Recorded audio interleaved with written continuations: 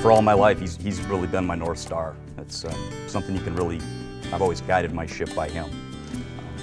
Doesn't matter whether the waters are rough or not, but if you follow that, you'll get to the safe harbor. That's always what he's been for me. You'll likely never meet another man like Duane Benson. Inspiring, humble, a man with vision, and just plain hardworking. Born in Belmont, Iowa in 1945, Duane is sixth in the line of 7 kids. He and his family moved to southern Minnesota at the age of 3. After high school, Duane attended college at Hamline University. After college, he went on to play professional football. Played with Oakland 5 years, Atlanta 2, Houston 4, and then came out of retirement, played with Miami. That was a wonderful learning experience, not only about the game, but to learn about how different people run and lead organizations.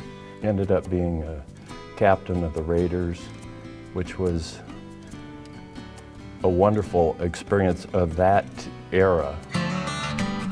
After his time in the NFL was over, Duane came back to Minnesota, where he and his family bought a couple of farms in the Lanesboro area. My childhood was mainly following my dad around the family farm and kind of idolizing and chasing him around. Dad has a genuine interest in doing good and helping his community. It was while working on that farm that someone suggested Duane start a new venture, running for state office. I was in the Minnesota Senate 14 years.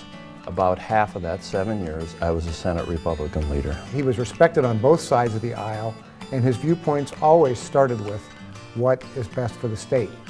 And so you could really trust Duane. I think people of all political beliefs trusted Duane, and that's what made him so effective. After his time in the Senate ended, Duane moved on to the Minnesota Business Partnership. Duane was the executive director of the Minnesota Business Partnership. I was one of those CEOs, so I worked very closely with Duane, including for a period when I was chairman of the partnership, and he and I were kind of a twosome leading that group. Our objective really was to establish a number of policies on the state level that would ensure a job growth in the state of Minnesota. I think the business climate in Minnesota improved more under Duane's leadership than perhaps any other time in my memory in the state. One of the things that we always worked on was improving education. It's really essential for junior achievement and everybody else to keep our economy strong. I never felt like we accomplished enough.